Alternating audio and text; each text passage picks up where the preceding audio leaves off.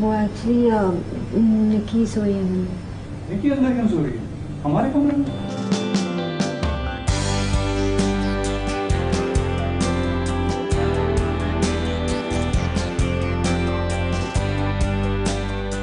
देख लीजिए, प्यार के कुछ रंग ऐसे ही होते हैं। शादी के बाद हर लड़के को माँ और पत्नी के बीच बैलेंस रखने में प्रॉब्लम आता ही है। देव भी कुछ ऐसी ही सिचुएशन में है।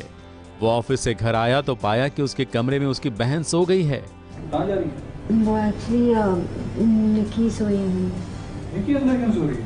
हमारे कमरे में। क्योंकि बहन के कमरे का एसी खराब हो गया है तो वो अपनी पत्नी से दूर सोफे पर सोने के लिए मजबूर हो गया। बेचारा देव।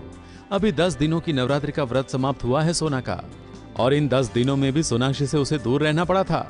आज मौका था, मगर बहन के कारण फिर से अलग होने का वक्त आया तो फिर से हो गया परेशान।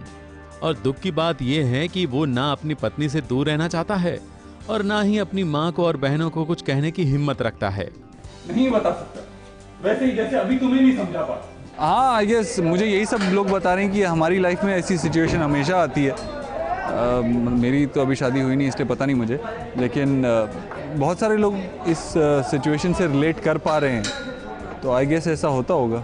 वैसे मुश्किल तो सोनाक्षी की भी है, कोई ना कोई ताने मार ही देता है। और देव की नाराजगी अलग से। किचन में काम कर रही थी तब भी पीछे से मामी जी के तानों की आवाज आ रही थी। अब ये भी जीवन का ही एक रंग है जिससे हर किसी को गुजरना पड़ता है।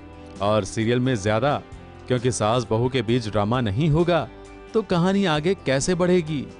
आई have no idea about that, but